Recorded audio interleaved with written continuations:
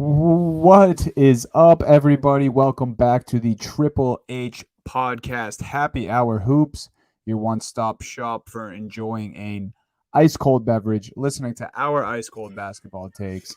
Got you covered on everything NBA all the time, and there's lots of NBA to go over today.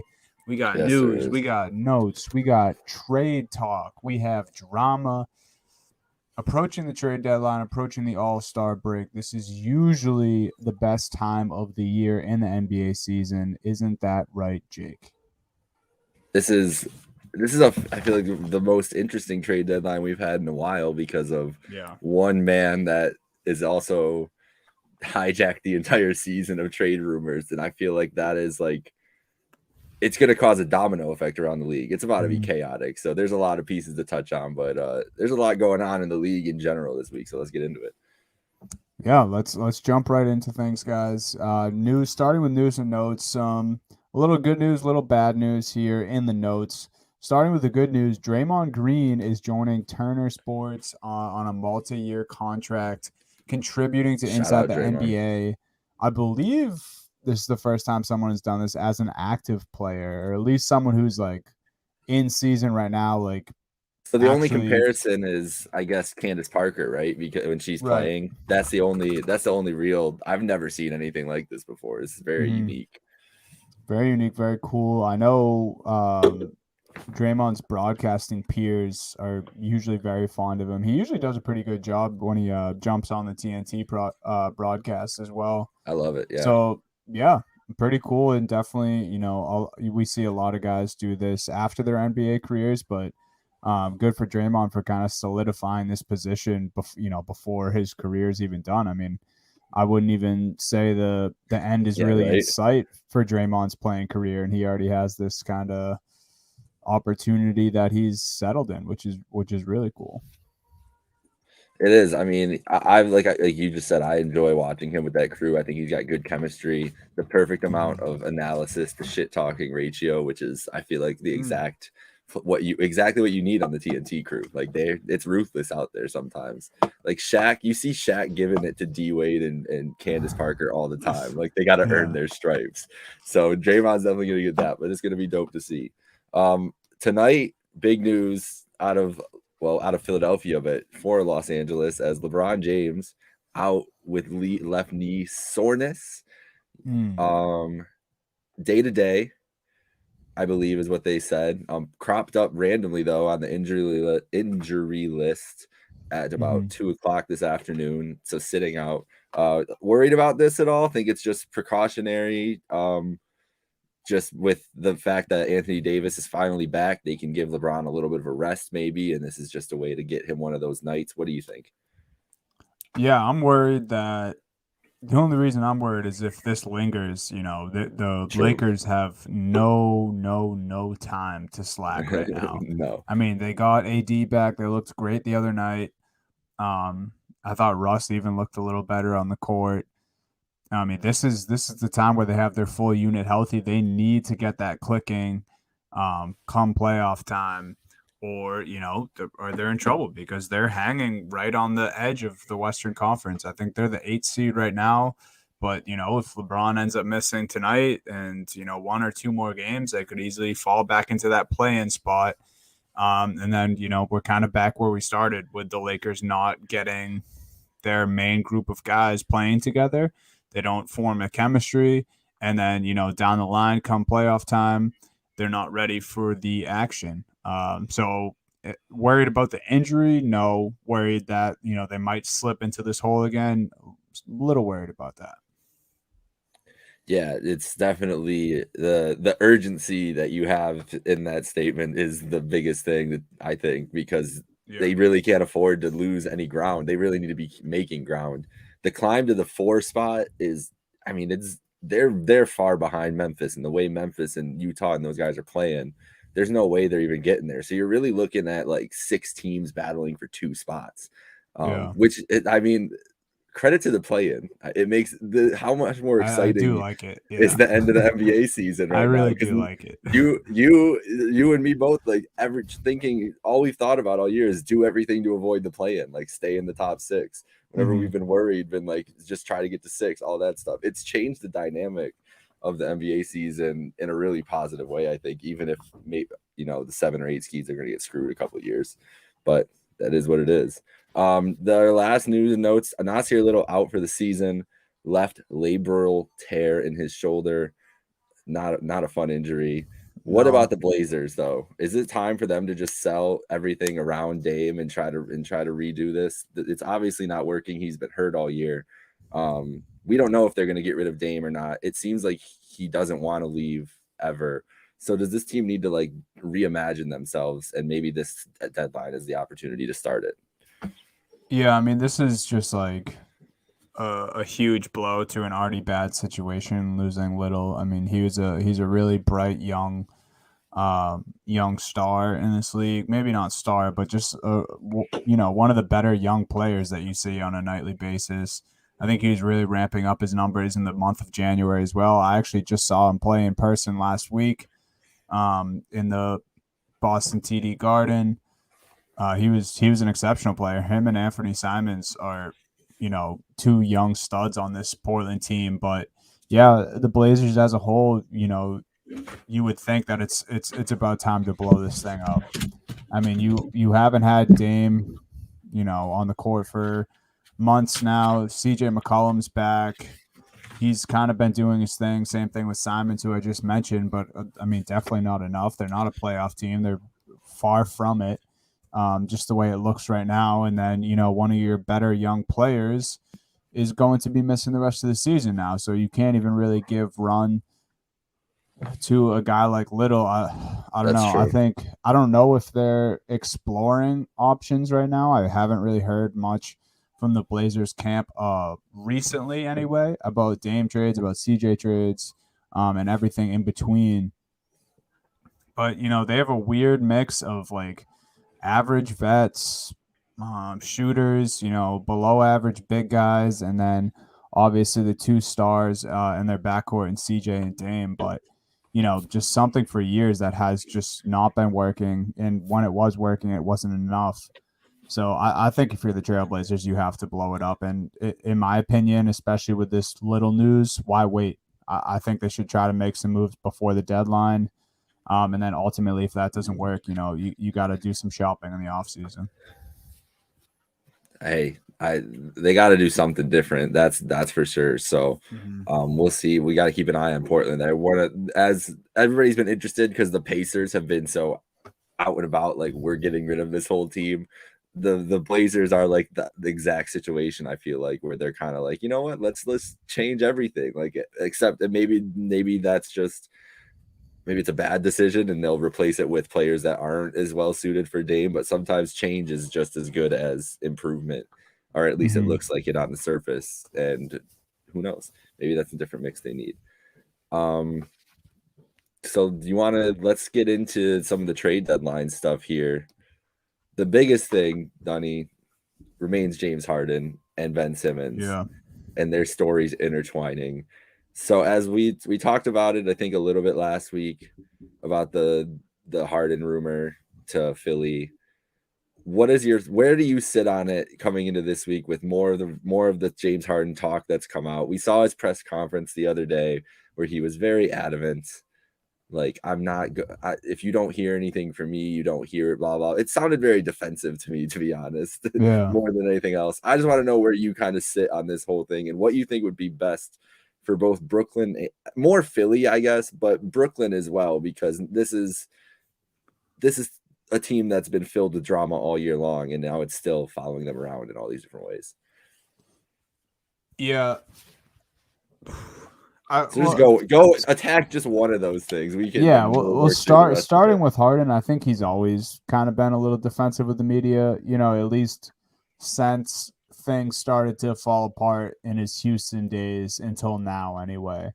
Like, remember when it was end of the road in Houston, and there's reports of him picking on the young guys at practice, and he was kind of defensive about that. And now here he's defensive about what came out this week. And what we didn't touch on last week, and which is kind of new news, is that James Harden allegedly is sick of living in Brooklyn.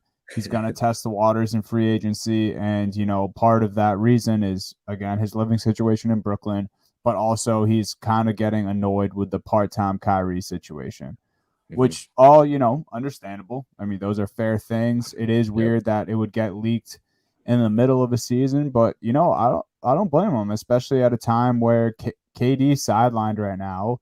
He didn't come to Brooklyn to carry this team like he did. He had to do a couple of different times with the Houston Rockets in his career and really be, this showstopper from the beginning of the season to the end, which, obviously KD was healthy earlier in the year, but they didn't have Kyrie. Now there's, Kyrie half the time and KD's sidelined and he's kind of playing with just a bunch of average guys around him. I understand the frustration if it's there, and then as far as the trade goes, like definitely Philly should be, doing everything they can to try to make that happen. Yeah. For Joel Yeah. Embiid's sake, who we're going to talk about him in a little bit, but Yeah. just to get a guy like that, and for someone who's literally not playing for you right now, and whether there's other parts of the deal that you have to work out, fine. But yeah, Philly should be jumping all over that right now. Brooklyn, I think if you can guarantee that Ben's gonna play once he comes to Brooklyn, and for a fact that Harden is unhappy and he's gonna test free agency in the offseason anyway, I think, they should be willing to jump on that trade as well. Oh my gosh. Could you imagine the chaos if this is an in season? Like in next week, we're on here and it's just Ben Simmons for James Harden. But it seems like you're right. Like, why would you not try to get ahead of this? Like, if Harden actually is saying, like, I'm gonna leave in the offseason anyways, just trade me for Simmons now. Let me get situated ahead of time, whatever, and we can just move on. It makes a lot more sense to just rip the band-aid off than be like, no, Right. let's try to make this work, whatever. I think the most important thing you said there, or at least the most important thing I think from Philly's perspective is the Embiid part, because Embiid's putting Yes. up the last 6 weeks, he's putting up over 30 points a game and over 10 rebounds. He's basically carrying the Sixers supporting cast has been, no one's played well this year. It's not like Tobias Harris is having a good year. Seth Curry and Tyrese Maxey have been good but streaky. Maxey's still young. Curry is a good player, but he's not an initiator, like number one scorer from the guard position, all that stuff. Embiid's been carrying them into a spot where they can be in contention in the East. And they're just have a gaping Ben Simmons size hole in this lineup. And you watch Philly and you're like, damn, like this team could be disgusting with the way Embiid's playing, like he has been the last couple years. And so you have to maximize it. The dude didn't play the first 2 years of his career because he was hurt. He's had issues with that his whole career, his back, his knee, his ankle, whatever else. Like, why are you Daryl Morey is playing a very dangerous game just because he's not getting what he wants for Ben Simmons.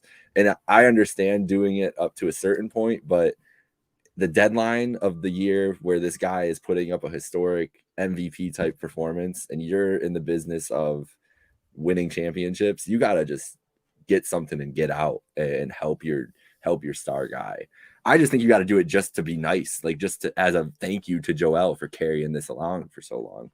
Dude, yeah, that is exactly what I was gonna say. Like, if you're Embiid, you must be so pissed right now because how many years did we hear trust the process, trust the process? It was coming from fans, it was coming from Ben Simmons' mouth at one point, but most importantly, it was coming from Embiid's mouth the entire time, and he's the only dude who's been backing it up. Embiid's been trusting the process since he got to He Philly. really has. He's been putting in the work. He's playing like an MVP the last 2 seasons when he's healthy.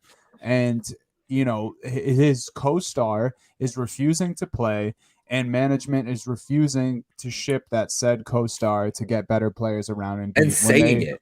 and saying Yes. like we'll wait 4 years. Like Joe Ellis's got to be looking at that like, what the fuck do you mean 4 years? Like I'm gonna have to deal with hearing about this for 4 years. What are you talking And, about? and they legitimately could make a playoff push now. Like they are set for it. They have the depth. Even if they make a trade, they will still have the depth. It's one thing if the James Harden thing is Brooklyn not wanting to pull the trigger. But if we Yeah. found out that Brooklyn was willing to ship Harden midseason and it was Morey that wasn't pulling the trigger again on a Harden deal, dude, I mean, Also, I don't like know how the city of Philly doesn't riot. that's a good trade for the Nets. Yes. Harden's going to be 32 and they have Kyrie Irving already. Like Kyrie will eventually be able to play full time. Whether the Nets just start eating that fine because they should really start eating the fine and just let Yeah. the damn dude play. Or next year and beyond, who's the perfect guy to put next to an aging Kevin Durant and a small Kyrie Irving? It's a defensive 6'10 defensive mastermind who can cover every position. That ain't James Harden, bro. That sounds like Ben Simmons to me. And so if you're really thinking about it basketball wise, whatever it's going to do to your chemistry, if Harden's already told you that he's going, then Durant's going to understand that. Durant's going to be fine with that and want this team to be better. The real question is, what is Kevin Durant? Because we clearly know how much influence Durant has here. What does Kevin Durant think of Ben Simmons? That's one of the interesting pieces of this too. Like, does Durant think he's soft? Does he want to play with him? Does he think that No. Kevin Durant's willing to die on the court? He has told us this. I don't think Ben Simmons is willing to die on a basketball court. See, yeah, I think that's the thing for me.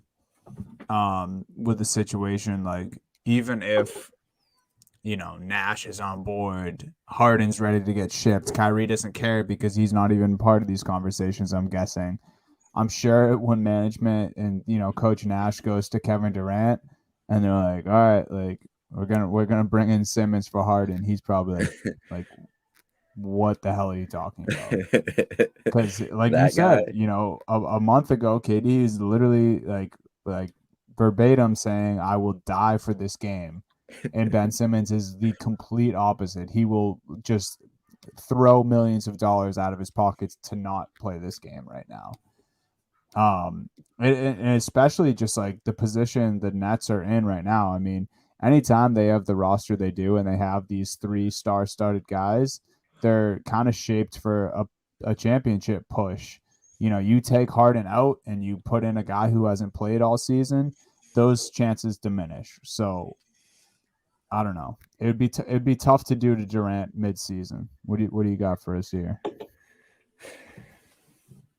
There's an interview that we missed earlier Oh. in the day. No, I'm just kidding. It's not real. But what does it say? I can't read it. It's too you small. can't see it. It says the war against working is what's on the Chiron. For those just listening, it's Ben Simmons here. I'm assuming he's got his gaming set up there.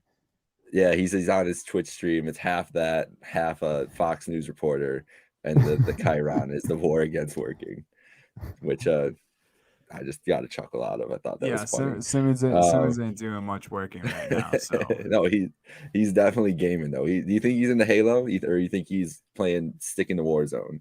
I feel like he's a 2K, loyal Warzone guy. He's working on his game. He's playing 2K and using the Sixers and just forcing the game to put Simmons in at point. So what about Harden? What is the Harden side of this? Do you think that he really is going to leave and do something else, or do you think it's all bullshit from Philly just trying to force the Sixers and that's into something? I believe that he's frustrated about Kyrie Irving. I have no idea. I mean, I'm not going to say whether or not I think some guy's happy where he's living or not. I have no idea about that's true. All like, that. But I wouldn't be. Is he in Dumbo? Is he in Westchester? Like, does he have a house in Westchester or Jersey? Like, we don't know. No one. Not enough strip clubs. Someone's got to do this. TMZ's got to get on this or something for us. It could be the strip clubs. I guarantee it's not the same as Houston. Think of he was a god in Houston. That man it's was also worshipped. Cold as shit right now, dude. So Harden could just be like seasonal depression. Yeah, seasonal depression is a real thing. He might just be like New York City. It's been snowing for like New York and Boston weather, I know too. It's been horrible the last month. He's Yep. probably just like, I can't do nothing. Very cold. It's real Yeah, I don't know. frustration. I think I believe these frustrations, and I wouldn't blame him if they are true. Do I think he'll test free agency? I wouldn't be surprised at this rate, especially if we see Kyrie go through this the entire season and in the playoffs where he's just a part-time player.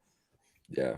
And if the money's right and the situation's right, I think, and ultimately, I think the Nets would have to flop here in the playoffs. Like, say they don't even make it to the Eastern Conference Finals, and he can get good money and go into a good situation, whether it's equal or maybe a step down from the Brooklyn Nets. I wouldn't be surprised at all if Harden took something different. I wouldn't. No, I wouldn't be surprised at all at this point either. I think they need. I think it wasn't even a perfect situation for him to step into with the way it's set up with Durant, with Kyrie being there already. But the Nets just saw an opportunity to add James Harden to the roster. I mean, Yeah. it was too good of an opportunity to pass up.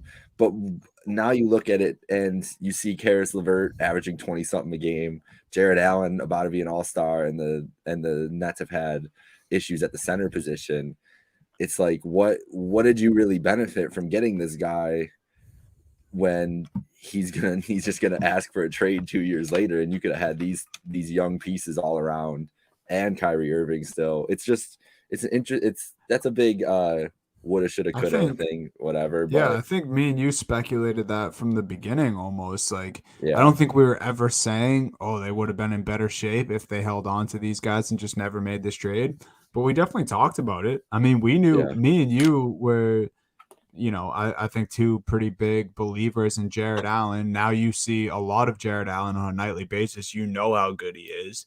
Karis LeVert, I've seen people talking this season that he could go to his own team and he wouldn't really be able to carry them, but he would be like almost a 30-point per game scorer. That's just how talented a guy like LeVert is if he was on his own team.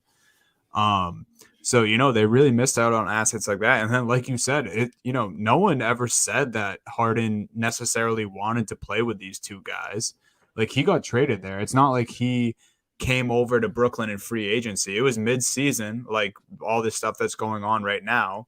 And I think there is a good bond between him and Durant, but no one said for sure that this is what Harden ultimately wanted to do. I'm sure he was happy when he got there, but now look what's happened with Kyrie. Like, he doesn't even have one of the stars that's supposed to be playing alongside him. So if Harden's upset, if he's frustrated, I don't think anyone should be pointing fingers and blaming him. And let's not forget to mention how good of a season he's having. I think he's averaging just under 24 points per game, like 10 assists and like 3 rebounds. Like, Harden's still playing incredible basketball for the Nets for too. sure, for So sure.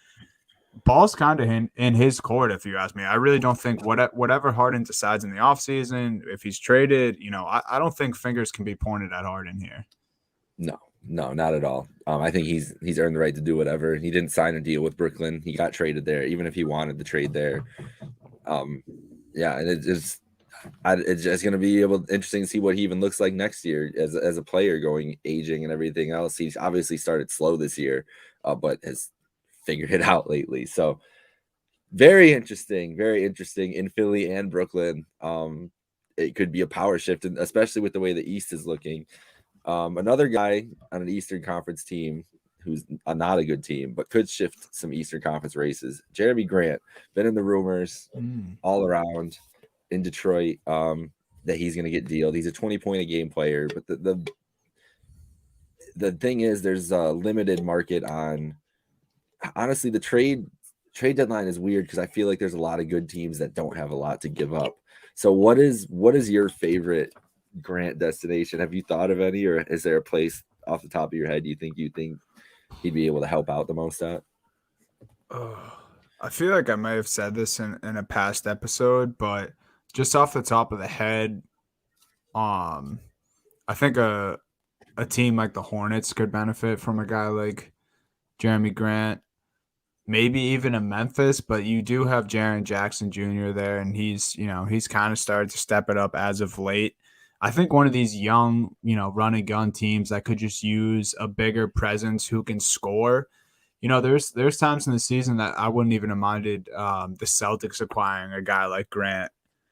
But it is tough because you talk about it. You would think that he would go to one of these like fringe teams, but fringe teams that are good and they're kind of ready to make that next step. But there is a lot of those teams in the NBA right now that don't have much to give up, as you mentioned. So I don't really know exactly what a Jeremy Grant deal would look like.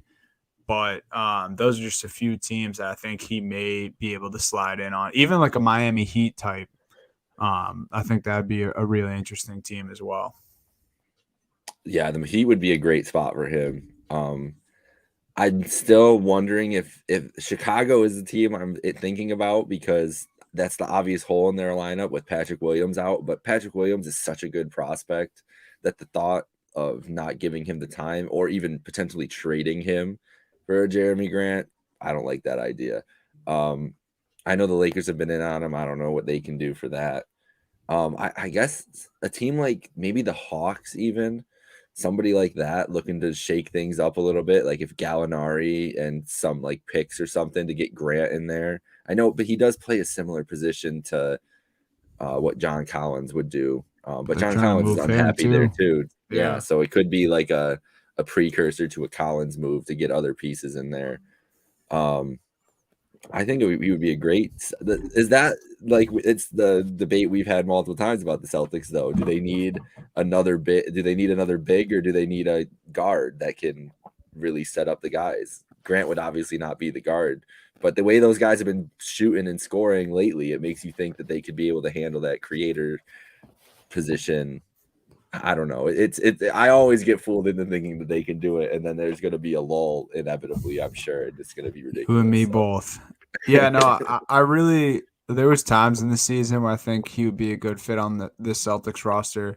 He's definitely not one of the top names that I would go after right now, just because I think they need a prime, better pass first ball handler before anything. And then as far as bigs goes, I do think they need another, solid big, but more of like a dominant five opposed to the type of stretch four that Grant plays, because Robert Williams is so good, but he's a little undersized to be like that huge presence in the lane. And Al Horford, though he started the season hot, has been playing not poorly Yeah. as of late, but just his numbers have been down across the board.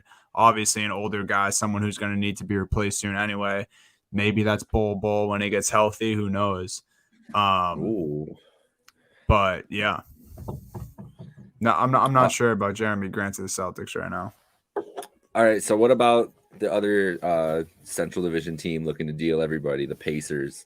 We've been talking about Mm-hmm. LeVert, Turner, Sabonis. Are there any anything that pops out for you? I think for LeVert, I'm still my friends are still all over LeVert to the Cavs. I'm insistent on not dealing Colin Sexton in any sort of Karis LeVert deal. And I don't know if they'll be able to give up as much of anything like that. But I would say the Cavs are definitely a team threatening for LeVert. Sabonis could be fucking anywhere. I think the Kings make a Yeah. lot of sense if they decide not to go after Simmons and they give up. I don't know. Maybe you wouldn't really need Fox on the Pacers if you're on the. Yeah, not really the Pacers because the Brogdon's there. So I Yeah. don't know, but Sabonis, I've seen stuff talking about him going to the Kings or potentially to the Pistons for one of those for the like a Grant swap and things like that. But Miles Turner, I feel like he's the most likely to get traded because every team could use a Me big like too. Miles Turner. So what do you think? Any of these guys pop out to you? Any of the destinations?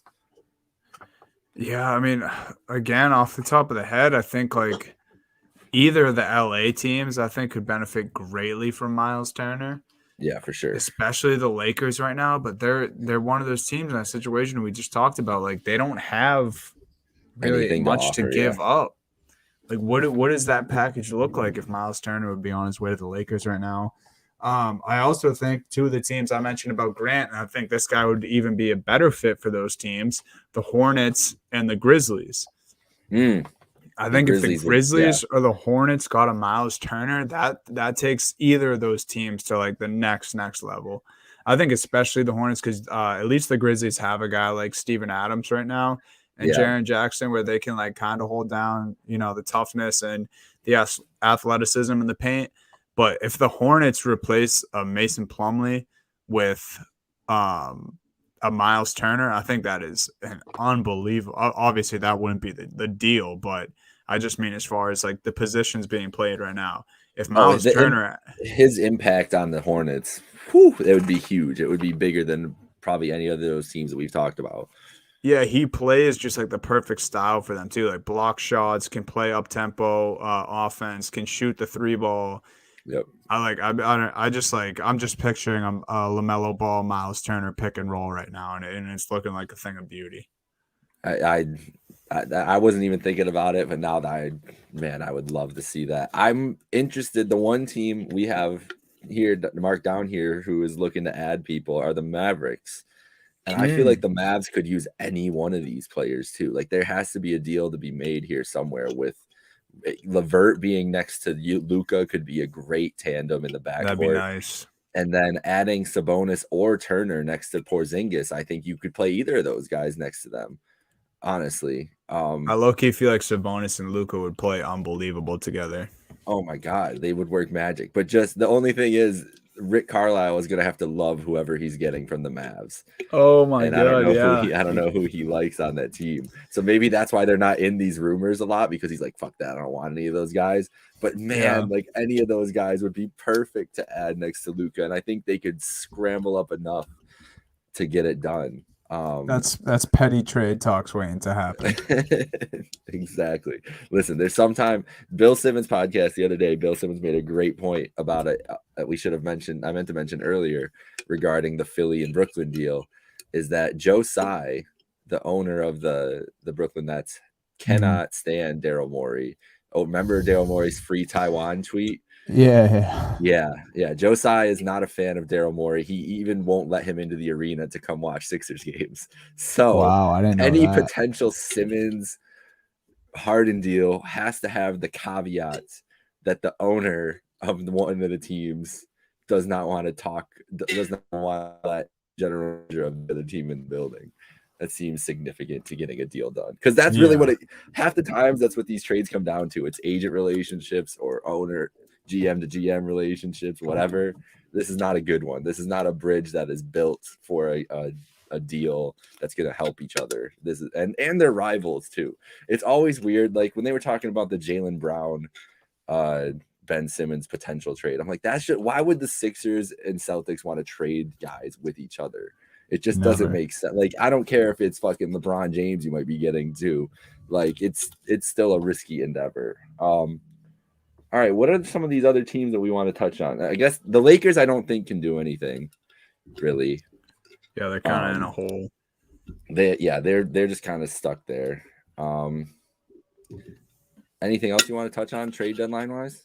Well, do we think? I guess these last two teams here. Do we think the Hawks or the Kings make any? Because I think both these teams are capable of making a big splash here before the deadline, and I think both of them. It kind of makes sense. I mean, I guess the Hawks could turn things around here, but the Kings have really no hope of turning things around. But I think a lot of both those teams have a lot of assets to move, and it seems like players and organization are both in agreement that some players want to be on the move. I still think the Kings are the best Simmons trade place to go. That's where you get the best assets. Or no, I don't. Not even the Pacers. I still think it's the Kings just because of the way the type of players you can get when you get healed and Barnes and those guys, they fit perfectly around Embiid. So the Kings, I hope that that's the deal they're trying to make. But the Hawks thing is weird for me because John Collins, I feel like John Collins never really wanted to stay there. Like it felt like he was going to get traded in the offseason for somebody, and then they just kind of signed into the deal and we're like, all right, let's keep it rolling. And it hasn't worked out and now he's unhappy. And that's like, okay, that was kind of predictable for what you guys were doing because he didn't really give the vibes that he wanted to buy in and that he was happy to begin with. So I feel like that's a self-inflicted wound and they should try to do something early on that too. And that team definitely needs a shakeup. There's something wrong this year. I mean, there's clearly been a lot of issues. They've been horrible defensively and they're putting a lot of blame on Gallinari, but I don't think Collins has been good defensively either. Yeah, and it sucks for, whoever goes after John Collins because he did just sign that fat extension with the Atlanta Hawks. So you're not only, having to trade for a high profile player, but you're also absorbing the John Collins contract. This actually just came to mind right now. I didn't even mean to bring up these two teams in the same breath, but what if we see a John Collins to Sacramento deal? I could see a Collins for Buddy Hield and Marvin Bagley and maybe a second rounder or something like that. Or Bagley Barnes and Hield for Collins and Herter or something along those lines. Yeah. Get that change of scenery. Yeah. Right. The Kings absorb John Collins' contract. He gets a little more of a longer leash. He'd basically be able to do whatever he wanted in Sacramento. He'd kind of be the leader of that team. John Collins and De'Aaron Fox playing together would be pretty electric. Tyrese Halliburton, Davion Mitchell. For sure. Build around those guys. And then in return, the Hawks get Buddy Hield and Trae Young as the backcourt, Harrison Barnes, and then Marvin Bagley to play alongside Clint Capella. I think that's a really smart deal. Yeah, I think that's a really smart deal for both teams. Both those teams are gonna be very interesting to see where they go because I think both of them are gonna make some sort of move with one of those guys. Like even if it's not the whole lot of them, like there's got to be changes. Both you never know with the Kings, man. The Kings could do anything. The Kings are never afraid to just make shit go crazy on trade deadline day. All right, yeah. So that's gonna be the deadline. There's probably gonna be some stuff. There's probably gonna be more chaos the next couple weeks too. We'll keep it locked to our Twitter as we keep track of everything going on, all the deals, all the rumors, everything. It's gonna be nuts though. I think there's gonna be some big moves because these teams are so close together. Somebody all it takes is one to convince themselves this move's gonna put them over the top, and then the dominoes start falling. And that feels like it's coming this year. Yeah, it certainly does. So you ready to get into our little Homer section here? Yes, Homer Corner. Do you want to start or do you want me to start? I'll go first if you give me the floor here. Go for it. All right, so we haven't done this in a little bit. Down the stretch, every episode, we will probably, at the end of every episode, checking in on our hometown teams here. Obviously, Boston Celtics for me, Cleveland Cavaliers for Jake. I'm keeping my fingers crossed because it looks like the Cavs have, kind of solidified themselves in that upper half of Eastern Conference teams. Boston Celtics are still in that play-in area right now, but we are anticipating that both our teams will make the playoffs. So we'll just go, we'll just check in briefly at the end of every episode on our teams, keep you guys up to date in our little Homer corner here. But yeah, Boston Celtics, I kind of want to start this with asking your opinion just from the outside in because I absorb way too much Celtics media, Celtics rumors on a daily basis. So I'm kind of brainwashed at this point. But outside looking in, just as far as, the smart rumors as of late, do you think the last few games is fraudulent? I don't know. What are you thinking about the Celtics outside looking in, about the trade rumors and just like how the Jays have been playing lately? Well, I think I'll start with the trades because I think that's inevitable at this point. Once it got to Chris Forsberg, I thought it was inevitable. That dude, like, if he's saying something about the Celtics, it's gonna happen. That's what I feel like. And he's locked in as anybody else. So once I saw that, I was pretty convinced that there's gonna be a shakeup coming. I think Schroeder it'll be a smaller move because no one's really gonna pay up a lot for Schroeder, but getting somebody else in there will be fine. But I think they'll get something decent for Smart. And that's a good deal to make at this point. I feel like he's a guy that he's been there for so long and everything. And sometimes you just need a change of scenery with those guys. And who knows, maybe there's a younger, hungry piece that's going to come and change the dynamic of that locker room and in a good way for them. I honestly think they're doing exactly what I thought. I mean, I thought they would be, the record would look a little better, but you knew it was going to be like rocky with Ime to start because it's such a drastic change. They've been dealing with Brad for 5 years, hearing him, knowing exactly what he wants from them, and they've been successful with it. So to have a whole new voice come in and get him to buy into what he's doing, it's obviously been an adjustment period. And I think that's to be expected especially with those two. Trying to figure out like where they fit in his offense and what their defensive responsibilities are now, because they're definitely increased defensive responsibilities for both Tatum and Brown. I think that's one of the things I've noticed a lot is they're being asked to do a lot more, cover up for a lot more, especially because the guards, I mean, Smart's a good defender now, but that's the thing about getting rid of Smart now is I think some teams are going to convince themselves that he's still like elite level Marcus Smart, and that's just not the case the anymore. league in steals. He does lead the league in steals. Well, he's still savvy. He's very savvy, but I just mean his athleticism has dipped to the point where he's not on ball as much as anything else.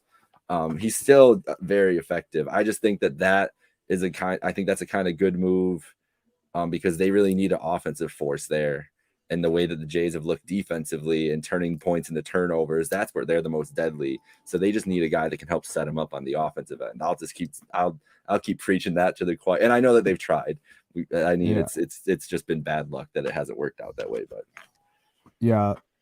that the biggest thing for me is just at this point, just trying to put one or two sharpshooters around the Jays, like legit sharpshooters. Like obviously neither of these guys are playing now, but like guys like a Kyle Korver, guys like a JJ Redick, like, I've out of all the Celtics rumors that have been happening lately, I have been seeing some Joe Ingles talks from the Utah Jazz. Obviously, Danny Ainge is the GM over there now.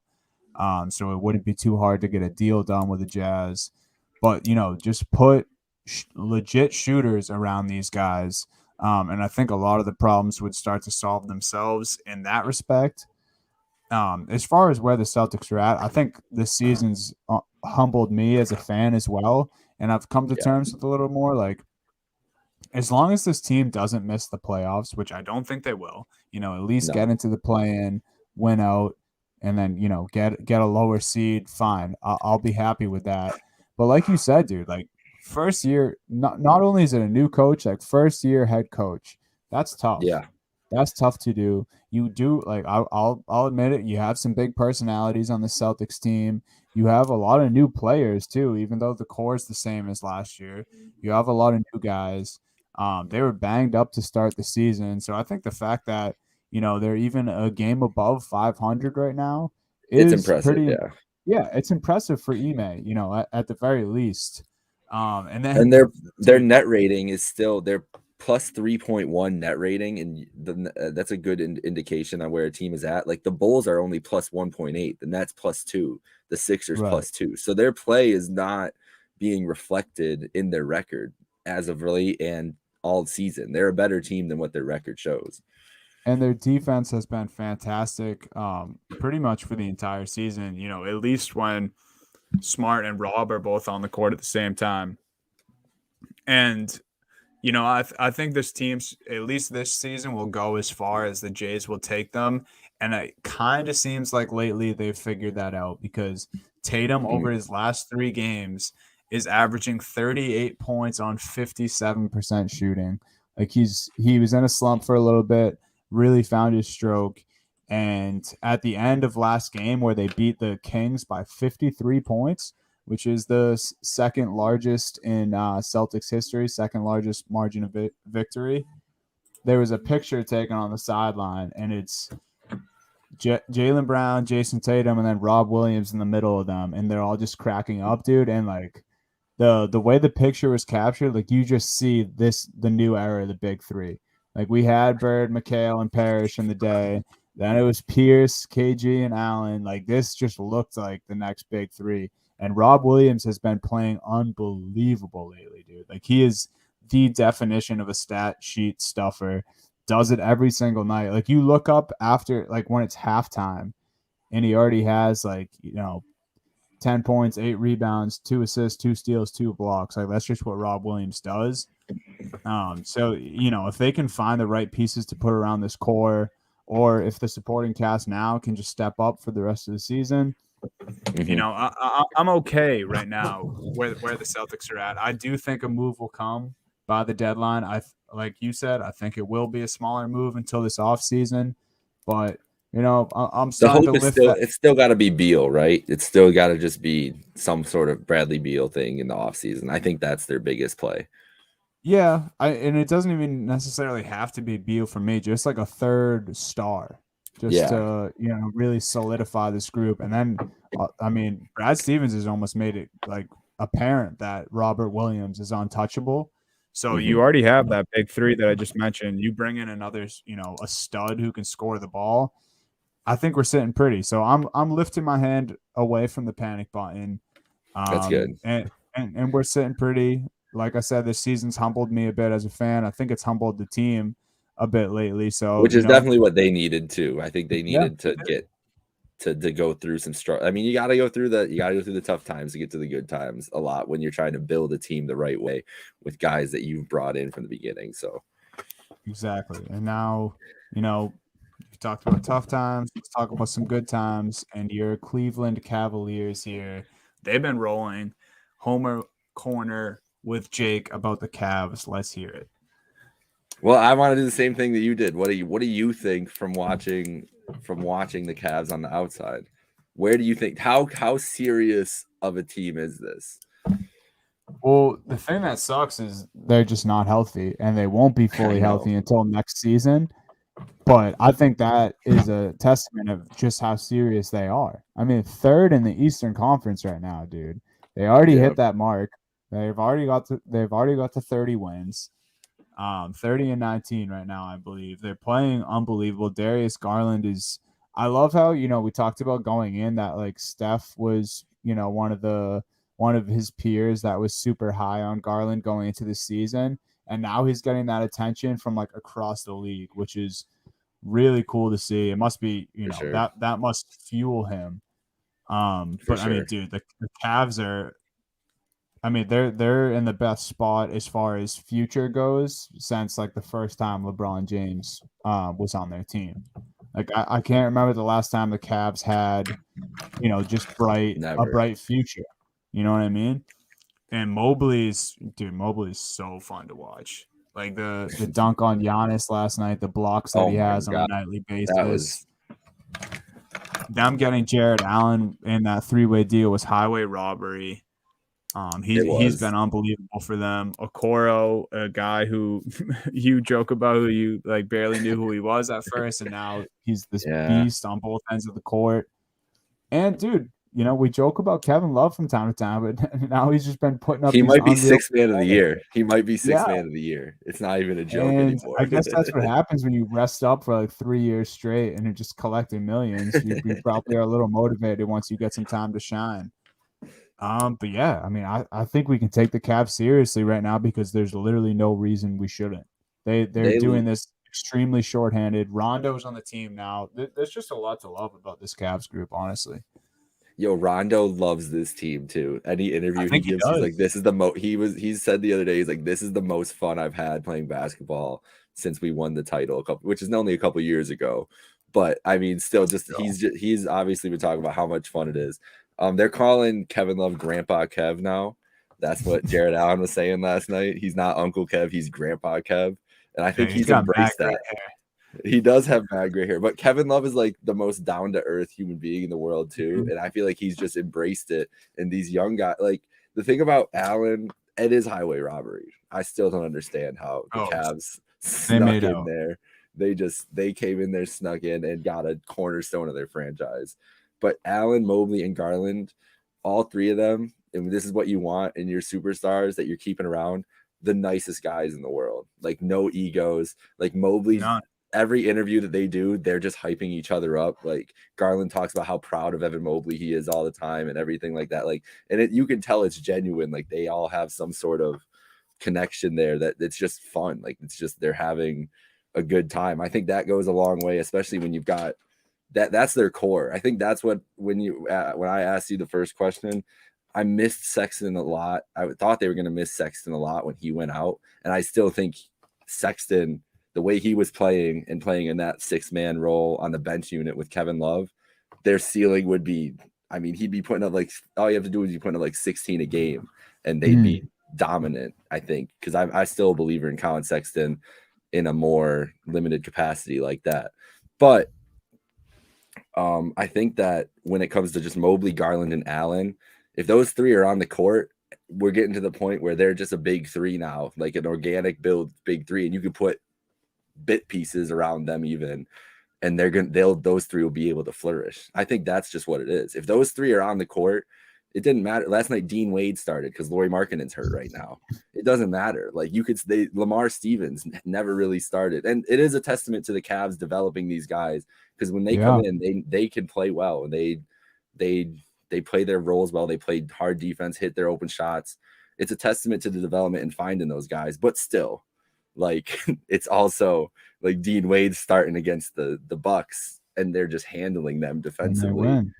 And they win. I think last night was definitely the moment of the season for the Cavs where it was like, okay, like we're real. Like let's include them in there. But as I said earlier, I think before this episode that we were on, so I'll repeat it here again.